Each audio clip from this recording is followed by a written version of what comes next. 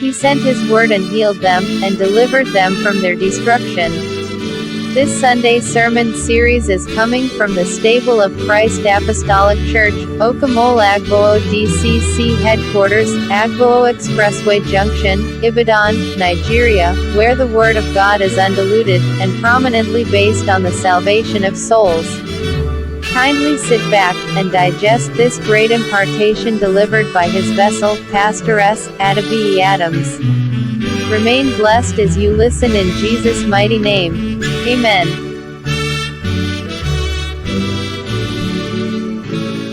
Praise the Lord. Hallelujah. We are taking our Bible passage from 2 Samuel chapter 2 verse 3. It reads, "And his men that were with him did David bring up, every man with his household, and they dwelt in the cities of Hebron." A ó mú ibi ẹsẹ̀ ọ̀rọ̀ Ọlọ́run kíkà wa láti inú ìwé Sámúẹ́lì kejì, orí kejì, ẹsẹ̀ kẹta.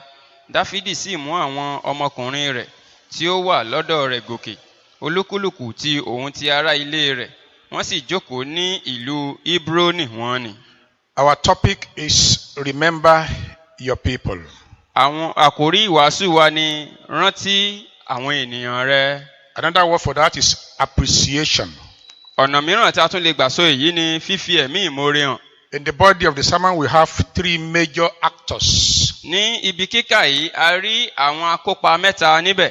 We have the boy David, A rí ọ̀dọ́mọkùnrin Dáfídì, the people that were with him in affliction or trouble, àwọn ènìyàn tí ó rọ̀gbà yíká nígbà ìpọ́njú. and Jonathan, a best friend. A sì rí Jónátánù, ọ̀rẹ́ kòríkòsùn rẹ̀. David was a boy in Bethlehem, Dáfídì jẹ́ ọ̀dọ́mọkùnrin ní ilẹ̀ Bẹ́tílẹ́hẹ́mù keeping his father's sheep in the open field. tí ó ń da agbo ẹran bàbá rẹ̀ ní pápá. His parents were poor. Àwọn òbí rẹ̀ ò ní owó. From childhood, he was exposed to hardship of the work of shepherding. Láti ìgbà èwe rẹ̀ láti fi ojú rẹ̀ mọ iṣẹ́ darandaran. He was number 8 in a family of 8 children. Ó wà ní ipò kẹjọ nínú ìdílé ọlọ́mọ His mẹ́jọ. position probably robbed him some recognition, Nítorí ipò tó wà yìí kò kà á sí rárá. but he acquired the skill of how to use catapult. Ṣùgbọ́n nípa iṣẹ́ yìí ló ti kọ́ bí a ti ń lo kànnàkànnà. At one time, fortune smiled on him when God commanded Samuel to appoint him king instead of Saul. Ṣùgbọ́n nígbà tó yá àyànmọ́ wá rí nígbà tí Ọlọ́run sọ fún Sámúẹ́lì pé kó lọ yàn án ní ọba. And this anointing was done secretly. A sì ṣe ìfàmìróyàn yìí ní ìkọ̀kọ̀. According to 1 Samuel 16:13, Gẹ́gẹ́ bí ìwé Sámúẹ́lì kínní orí 19 ẹsẹ̀ kẹtàlá. David way to the palace. Ìrìn àjò Dáfídì lọ sí ààfin ọba. Divine intervention brought David to the service of the man Saul in the palace. Ìdásí àtòkèwá ló mú Dáfídì pàdé Sọ́ọ̀lù ní ààfin ọba. It happened that the king Saul suffered hallucination, a kind of abnormal behavior, Ó ṣẹlẹ̀ pé ọba Sọ́ọ̀lù a máa ṣe wọ́nranwọ̀nran ní ààfin ọba. and he needed constant deliverance. Ó sì nílò ìtúsílẹ̀ nígbà gbogbo. His servants suggested that they should look for somebody who could play the harp very well for his deliverance. Ìránṣẹ́ kan wá gbà nímọ̀ràn pé ẹ jẹ́ á wá ẹni tó mọ áàpù ohun èlò orin lù dáadáa. According to 1 Samuel chapter 16 verse 16, Gẹ́gẹ́ bí ìwé Sámúẹ́lì kínní orí 19 ẹsẹ̀ 19. by divine intervention, David got the job.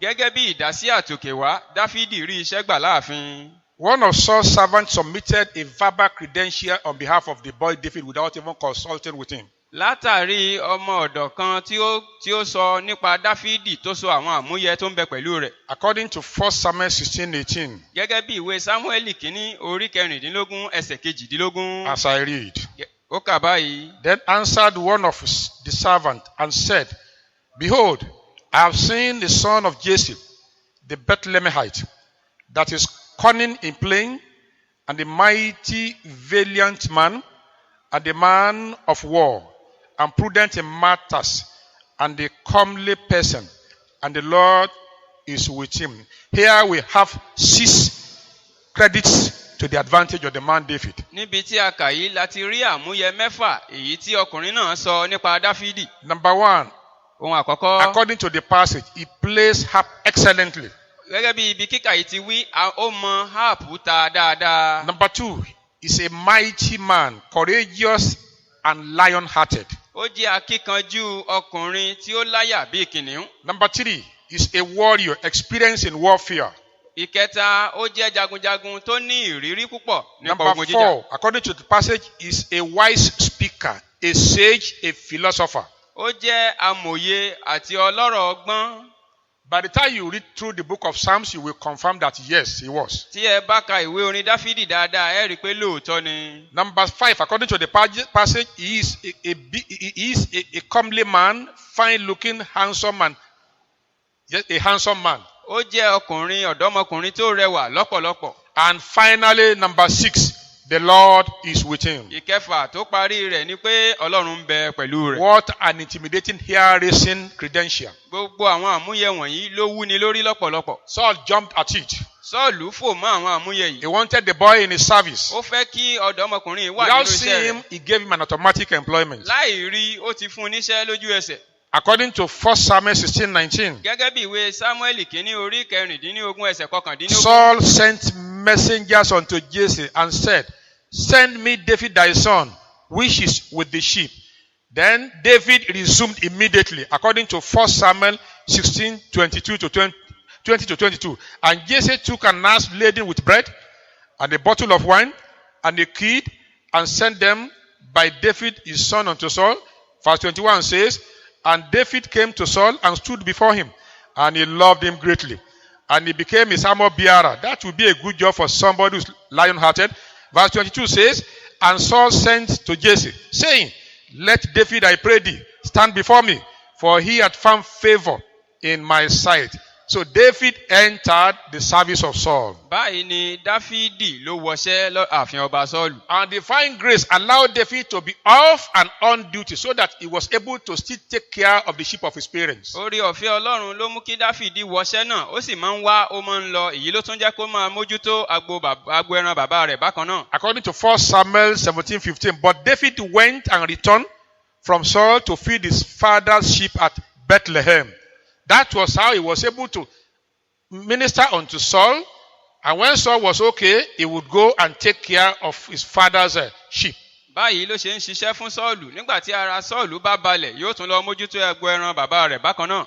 His journey to the top. ìrìn àjò rẹ̀ lọ sí ibi gíga David's báyìí. journey to the top. ìrìn àjò dáfídì sí ibi gíga. There was a war between the Philistines and the Israelites. ìjà kan ṣẹlẹ̀ láàrin filistini àti israeli 3 lọ́jọ́ kan. brothers of David were at the battlefield under Saul. àwọn ẹ̀gbọ́n dáfídì mẹ́ta wọ́n wà ní inú ogun sọ́ọ̀lù. And Jesse, the father of David, sent David to visit his brother with some food items.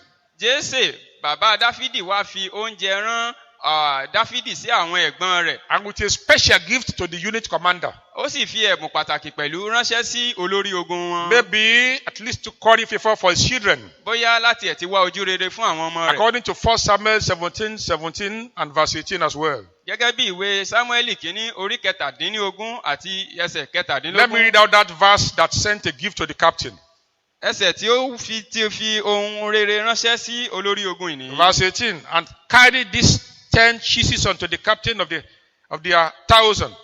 And look how thy brethren fare, and take their pledge. The pledge means take word of assurance from them. Daddy, we are okay. Nothing is wrong with us. nítorí kó gbàbọ̀ lọ́dọ̀ wọn ni pé ṣàlàáfíà lẹ́wà o àlàáfíà láwà. But on getting there, David discovered something that was very, very challenging unto him. ṣùgbọ́n gbà tí dáfídì débẹ̀ ó rí àwọn nǹkan ìpèníjà lọ́pọ̀lọpọ̀. He saw the man Goliath ó rí ọkùnrin tí à ń pè ní gòláyàtì challenging the host of Israel tó ń pe ogun ísírẹ́lì níjà for a one-for-all fight. fún ìjà ẹlẹ́nìkan ṣoṣo láti ṣojú orílẹ̀-èdè kan. David saw two things. dáfídì rí ohun méjì. It was a ridiculous challenge ó jẹ́ ohun ìjákulẹ̀ pátápátá for a single individual fún ẹnìkan ṣoṣo to call the host of Israel to a fight. láti pe ogun ísírẹ́lì níjà. And number two, ohun kejì. it was a defilement to the name of the Lord ó tún wá jẹ́ ìdìbàjẹ́ sí orúkọ from olúwa an uncircumcised person. láti ọ̀dọ̀ aláìkọlà wá. David volunteered dáfídì fira rẹ̀ to jì fight the man Goliath. láti lọ bá gòláyàtì jà. David fought and won. dáfídì jagun ó sì ṣẹ́gun. His victory was a victory for all. ìṣẹ́gun rẹ̀ jẹ́ ìṣẹ́gun gbogbo And after orílẹ̀-èdè. the fight, ṣùgbọ́n lẹ́yìn ìjà rẹ̀ David was brought again to Saul. amú dáfídì tọ̀ sọ́ọ̀lù wá padà. There Jonathan met him níbi tí jonathan ti and pàdé rẹ̀. developed interest with him. ó sì nífẹ̀ẹ́ sí i. Developed interest in him. ó sì nífẹ̀ẹ́ sí dáfídì. According to 1 Samuel 18:1. gẹ́gẹ́ bí ìwé samuel kìíní And orí it came to kejìdínlógún ẹsẹ̀ pass kìíní. when he had made an end of speaking, when David had made an end of speaking unto Saul, that the soul of Jonathan was knit with the soul of David, and Jonathan loved him as his own soul. According to verse 3, 18:3, then Jonathan and David made a covenant because Jonathan loved him as his own soul.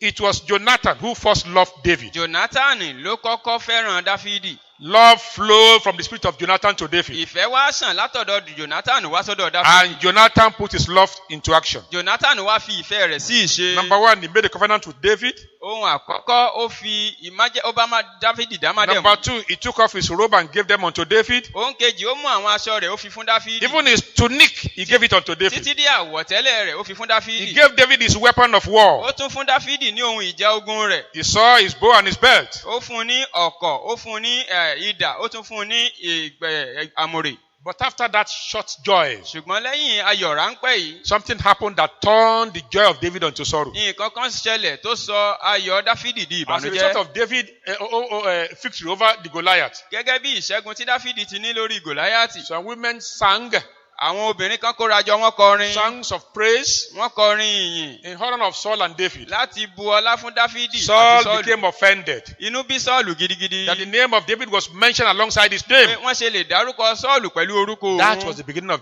the man, David. Ìpilẹ̀ṣẹ̀ ìdààmú Sọ́ọ̀lù The beginning of the trouble of David. Ìpilẹ̀ṣẹ̀ ìdààmú Dáfídì. For 10 years, Fún ọdún mẹ́wàá, David was in exile Dáfídì wà ní aginjù. as a fugitive with a price over his head, Gẹ́gẹ́ bí alárìnkiri pẹ̀lú ìdíyelé lórí rẹ̀. fleeing from place to Ó ń place. sá láti ibìkan sí ibòmíràn. Saul wanted to kill him. Sọ́ọ̀lù fẹ́ pa á. As David was running, Bí Dáfídì ṣe ń sá he had kiri, it in his mind that one day he will become the king. ó ní lọ́kàn pé lọ́jọ́ kan òun ó padà jọba. During those difficult 10 years, Nígbà ọdún mẹ́wàá tó le yìí, David depended on some people. Dáfídì fara ti àwọn ènìyàn Many kan. stayed with him permanently Àwọn kan dúró tì í as voluntary pátápátá soldiers. gẹ́gẹ́ bí ọmọ ogun. Many fought the battles with him Àwọn kan ń jagun pẹ̀lú rẹ̀. and were with him throughout the time of the Wọ́n trouble. sì wà pẹ̀lú rẹ̀ títí tí ó fi là á kọjá. Jonathan was a faithful friend. Jonathan jẹ́ ọ̀rẹ́ kòríkòsùn. During those 10 years, Fún odidi ọdún mẹ́wàá yìí, he remained a reliable friend unto David. ó dúró gẹ́gẹ́ bí ọ̀rẹ́ kòríkòsùn He fún was Dáfídì. faithful to his father. Ó jẹ́ olóòótọ́ sí He bàbá was rẹ̀. obedient unto his father. Ó jẹ́ olóòótọ́ sí bàbá But still rẹ̀. did not give up on his friend Bákan David. náà kò fi ẹ̀mí ọ̀rẹ́ rẹ̀ wéwu.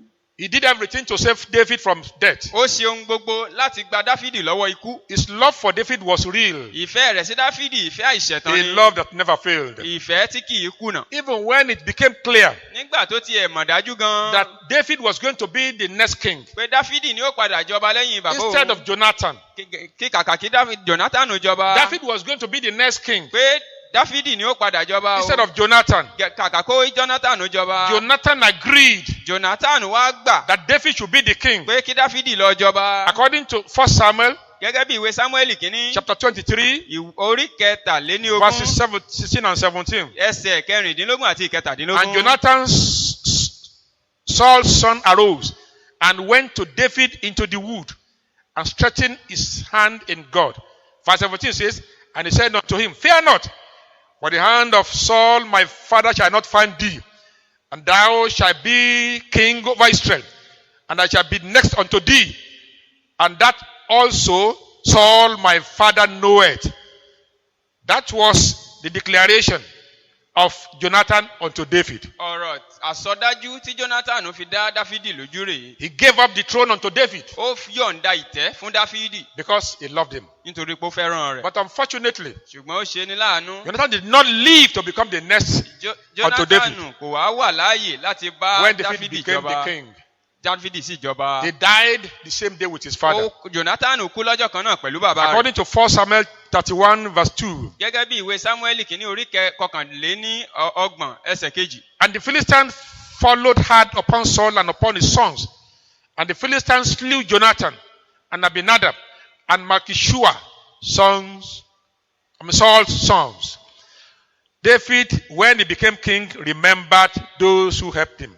Dáfídì nígbà tó padà jọba, ó ṣèrántí àwọn tí ó ràn án lọ́wọ́. After the death of Jonathan Àwọn bíi Jonathan and the death of Saul, àti Sọ́ọ̀lù. David started to reign. Dáfídì bẹ̀rẹ̀ sí í jọba. 7.5 years in Judah, Ọdún méje àbọ̀ ní Júdà. 33 years in Israel. ọdún mẹ́tàléníọgbọ̀n ní When he Ísírẹ́lì. got to the top, Nígbà tó wá dókè níbi he did not gíga, forget those that were with him, kò gbàgbé àwọn tí ó wà pẹ̀lú rẹ̀. both that were alive and dead, Èyí tó ti kú àti èyí tó wà láàyè the nínú wọn. men and women Ọkùnrin àtobìnrin who were wọn with him in the days of trouble. tí wọ́n wà pẹ̀lú rẹ̀ nígbà He ìpọ́njú. settled the men with their families in the cities. Ó fi ìdí àwọn ọkùnrin yẹn kalẹ̀ ní ìlú náà. He sent messenger to Jabez Gilead to thank them for giving Saul a befitting burial. Ó ránṣẹ́ sí Jabesi Gileadi pé ẹ ṣé o pé ẹ fi ìsìnkú tó yẹ fún Sọ́ọ̀lù. That showed that he recognized that the departed king was his superior, Ìyẹn ni pé ó rí ọba tí ó wàjà gẹ́gẹ́ bí ọba tí ó ju òun and that he lọ. was never a rebel unto the king. Pé òun ò sì jẹ́ abẹ̀yìn bẹ́bẹ́ ọjẹ́ sí. When David became king over Israel, Nígbà tí Dáfídì padà jọba lórí he Ísírẹ́lì, determined to show compassion to the house of the fallen king. ó pinnu láti fi ẹ̀mí ìmoore hàn sí ìdílé ọba tó ṣubú. He took the bones of Saul and Jonathan that were buried at Jabez Gilead. He brought them to the tomb of the the father of Saul in Bethlehem. Ó lọ kó eegun Sọ́ọ̀lù àti ọ̀rẹ́ rẹ̀, ó kó wọn wá sí ilẹ̀ Bẹ́ńjámínì láti sin wọ́n pẹ̀lú àwọn baba He did not wọn. forget his covenant with Jonathan. Kò gbàgbé májẹ̀mú rẹ̀ pẹ̀lú Jónátánù. David found Mephibosheth, who was 5 years old when his father Jonathan died, Dáfídì ṣàwárí Mẹfibóṣẹ́tì tí ó wà ní ọdún 5 nígbà tí bàbá rẹ̀ kú. and was crippled as a result of a fall. Láti ipasẹ̀ ìṣubú ló ti ya arọ. Mephibosheth did nothing to attack David's notice. Mẹfibóṣẹ́tì kò ṣe nǹkan kan láti ẹ̀ ti pe àkíyèsí Dáfídì sí. His existence was not known until David sent to look for somebody from the house of Saul. Èyí ò sì di mímọ̀ àfìgbà tí Dáfídì pè pé ẹ lọ wá ẹnìkan wá ní ìdílé Sọ́ọ̀lù. David restored the estate which belonged to the house of Saul unto Mephibosheth. Dáfídì wá dá ohun gbogbo tí ó jẹ́ ti Sọ́ọ̀lù padà fún Mẹfibóṣẹ́tì. He was given a position at the royal table. Wá fún un ní àyè ní orí tábìlì ọba. And David said to Siba, the chief slave in the house of Saul, Dáfídì sọ fún Síbà olórí ẹrú ilé Sọ́ọ̀lù. I will give unto thy master's son all that pertain to Saul and his house. 2 Samuel chapter 9, 7, 9 to 11. Ìwé Sámúẹ́lì kejì orí 9 ẹsẹ̀ keje sí 11. David remembered everybody that supported him. Dáfídì rántí gbogbo àwọn tí ó ràn án lọ́wọ́. Similarly, on our way to the top, Bákan náà ní ìrìn àjò àwa náà síbi gíga. God used many to mold us, Ọ̀pọ̀lọpọ̀ ni Ọlọ́run lò láti mọ wá, to shape us, láti lè ṣàtúnṣe wa physically, spiritually, nípa tara àti nípa and tẹ̀mí even materially. àti nípa tohun ìní. They spend their energies, Wọ́n lo agbára they wọn, spend their money, wọ́n lo owó wọn, they spend their connection wọ́n ná ipò gbogbo to tó see ná us wọn through to success. láti lè mú wa débi They gíga. lifted us up with words of encouragement. Wọ́n gbé wa sókè pẹ̀lú àwọn ọ̀rọ̀ ìrúnisókè. Even when everything around us pointed to the fact that we were failures, Nígbà tí gbogbo ohun tó tiẹ̀ yí wa ká gan tiẹ̀ ń sọ pé ẹni ìjákulẹ̀ ni they wá. continued to tell us that we can make it. Wọ́n ń sọ fún wa pé a lè débi gíga. Some went on fast and kept vigil. Àwọn kan tiẹ̀ lọ nínú àwẹ̀ àtàdúrà wọ́n ṣèṣòru pẹ̀lú. Some spouses and children suffered hunger Ọ̀pọ̀lọpọ̀ ìdílé ni wọ́n jìyà. and shame of poverty because they had no option. Ebi àti àìní ti tó pé kò sí ọ̀nà àbáyọ. Some parents became voluntary slaves to make sure that their children became successful. Ọ̀pọ̀lọpọ̀ òbí ló tiẹ̀ di ẹrú túláàsì nítorí pé wọ́n fẹ́ kọ́ ọmọ wọn ṣe rere When láyé. you put them all together, Ní a bá fi kó gbogbo àwọn wọ̀nyí they jọ, form the ladder that you climbed to the top. àwọn ni wọ́n di àkàsọ̀ tí a gun ibi gíga. When you look down below, you will see them. Tá a bá wẹ̀yìn, a ó rí wọn nísàlẹ̀. They must reign with you. Wọ́n gbọ́dọ̀ bá ọ jọba. You owe them gratitude. A jẹ wọ́n ní ọpẹ́. Not only in words, Kìí ṣe nípa ọ̀rọ̀ ẹnu but in nìkan, action ṣùgbọ́n nínú ìṣe to pẹ̀lú make life better for them. láti mú kí ayé kó dùn ún gbé fún Life wọn. is a web of relationship. Ayé jẹ́ àsopọ̀ alátagbà. There must be a connection everywhere. Àsopọ̀ gbọ́dọ̀ wà níbi gbogbo. You need to build bridges A gbọ́dọ̀ kọ́ afárá to link people unto you. láti ní mú kí àwọn èèyàn kó tọ̀ wá Don't wá. build walls Ẹ má jẹ́ ká mọ odi that you put them off. tí ó ṣe wọn mọ́ òun. When levels change Nígbà tí ipò wa bá yàtọ̀, and life becomes better, tí ayé bá dára fún wa, remember the people that were there ẹ jẹ́ ká rántí àwọn tó wà ń bẹ̀. with you in the valley of affliction. Ní àfonífojì ìpọ́njú. Even Jesus promised to do that for his own followers. Jésù gan pinnu àti ṣèyí fáwọn tó tẹ̀lé. In Luke 22 verse 28-29, Nínú ìwé Lúùkù orí 22 ẹsẹ̀ 28. and look at what Jesus said. Ẹgbọ́n tí Jésù Olúwa wí. Ye are dead which have continued with me in my temptation, and I appoint unto you a kingdom, as my Father hath appointed unto me. Matthew 19:28 says, and Jesus said unto them, Verily I say unto you, that ye which have followed me in the generation when the Son of Man shall sit in the throne of his glory, ye also shall sit upon 12 thrones, judging the tribe of Israel. Jesus promised to reward those who followed him in hardship. Jésù pinnu pẹ̀lú láti san fún àwọn tí ó tẹ̀lé nínú ìlàkọjá. Jonathan loved David. Jonathan fẹ́ràn Dáfídì. He gave him everything, Ó fi ohun gbogbo fún un, including the throne. títí dé orí ìtẹ́. Love is an abstract noun, Nítòótọ́ ìfẹ́ ò ṣeé fojú rí. but when it put into action, Ṣùgbọ́n tá a bá fi sí it ìṣe, becomes real. yóò di n tá a lè fojú David rí. remembered Jonathan Dáfídì rántí and Jonathan. restored all the lost inheritance of the house of Saul unto Mephibosheth, the son of Jonathan, Gbogbo ìní àti ẹ̀tọ́ ilé Jonathan àti Sọ́ọ̀lù ló padà fi because fún he wọn. remembered the love of Jonathan. Nítorí pé ó rántí ìfẹ́ tí Jonathan ní sóhun. Similarly, God loves mankind. Bákan náà ni Ọlọ́run ṣe fẹ́ràn ẹ̀dá ènìyàn. God made the love real. Ọlọ́run fi ìfẹ́ náà sí He ìṣe. sent Jesus unto us. Ó rán Jésù Olúwa wá sáyé. Jesus came unto us. Jésù tọ̀ wá wá. He restored what we lost in Eden. Ó dá gbogbo ohun tí a sọnù ní ọgbà Édẹ́nì padà. Sonship, Ìsọdọmọ, righteousness, òdodo, eternal life, ìyà nípẹ̀kun, justification, ìdáláre, instead of condemnation. dípò ìdálẹ́bi. All what we need to do is to humbly accept it. Gbogbo ohun tá a nílò láti ṣe ni ká gbà á The tọ̀wọ̀tọ̀wọ̀. same way Mephibosheth accepted the offer of David with humility. Gẹ́gẹ́ bí Mẹfibóṣẹ́tì ṣe gba orí ọ̀fẹ́ yìí látọ̀dọ̀ Dáfídì pẹ̀lú ìrẹ̀lẹ̀. The chief slave of Saul, Ziba, had 15 sons and 20 servants. Olórí ẹrú ilé Sọ́ọ̀lù, Ṣíbà, ó ní ọmọ 15 àti ẹrú 20. David commanded that they must all work for the crippled Mephibosheth. Dáfídì pàṣẹ pé gbogbo wọn lápapọ̀ kán pawọ́pọ̀ kán máa ṣiṣẹ́ fún Sin Mẹfibóṣẹ́tì. has crippled us. Ẹ̀ṣẹ̀ ti sọ wá di arọ. Sin has crippled us. Ẹ̀ṣẹ̀ ti sọ wá darọ̀. But we can accept Jesus Ṣùgbọ́n a lè gba Jésù as our Lord and Savior. gẹ́gẹ́ bí Olúwa àti Olùgbàlà wa. Then, like Ziba ministered on the crippled Mephibosheth, Bákan náà bí Ṣíbà ṣe ránṣẹ́ fún Mẹfibóṣẹ́tì. angel will be in our service. Áńgẹ́lì pẹ̀lú ni ó máa ṣiṣẹ́ ìránṣẹ́ fún Angel wa. will minister unto us. Áńgẹ́lì ó máa ṣe ìránṣẹ́ According fún to wa. Hebrews chapter 1 verse 14. Gẹ́gẹ́ bí ìwé Hébérù orí kìíní ẹsẹ̀ But to 14. which of his angels said he at any time, sit on my right hand until I make thy enemies thy footstool. Verse 14 says, are they not ministering spirit, the angels, sent forth to minister for them who shall be heir of salvation? If you give your life unto Jesus, Tá a bá fi ayé wa fún Jésù, the Lord will restore you to sonship Ọlọ́run ó dá wa padà sí in ìsọdọmọ the family of the Lord. nínú ẹbí Ọlọ́run. Remember the message today? Ẹ jẹ́ ká rántí ìwàásù Remember the òní. people that helped you Ẹ jẹ́ ká rántí àwọn tí ó during the ràn time wá of lọ́wọ́ affliction and nígbà trouble. tí a wà nínú Now that you ìlàkọjá. are reigning, Nígbà tá à ń jọba báyìí, let them reign with you. ẹ jẹ́ ká ń jọba Create pẹ̀lú wa. comfort for them. Ẹ jẹ́ ká ń jọba pẹ̀lú And the Lord wa. will bless you. Ọlọ́run ó ràn wá Give your lọ́wọ́. life unto Jesus. Tí a bá fi ayé wa fún It's Jésù, better you do that now ó dára láti ṣe yẹn than to báyìí regret later. ju ká kábàámọ̀ tó bá yá Shall lọ. we pray? Ẹ jẹ́ á gbàdúrà. Lord, we thank you for your word. Thank you, We Lord. pray you bless the hearers. Amen. Locate every person Amen. that has decided for you. Amen. Seal their faith with the fire of the Holy Ghost Amen. and the presence of the Holy Spirit in them. Amen. Among their foreheads Amen. with the blood of your Son for pure salvation. Amen. And at the end of the day, that we shall all reign with you. Amen. In Jesus' name we pray. Amen. It is our pleasure that you have been richly blessed through this Word of God. You are invited to worship at our church, CAC Okamole Agboo DCC headquarters, Agboo Expressway Junction, Ibadan, Oyo State, Nigeria, by 8 a.m. every Sunday. For the audio and video clips of Sunday sermon series, prayers, and counseling, please contact 0803-505-9044, 0803-505-9044, or send email to c8cokamolagbodcc@gmail.com. c8cokamolagbodcc@gmail.com. We will be glad to have you in His presence. God bless you real good. Shalom.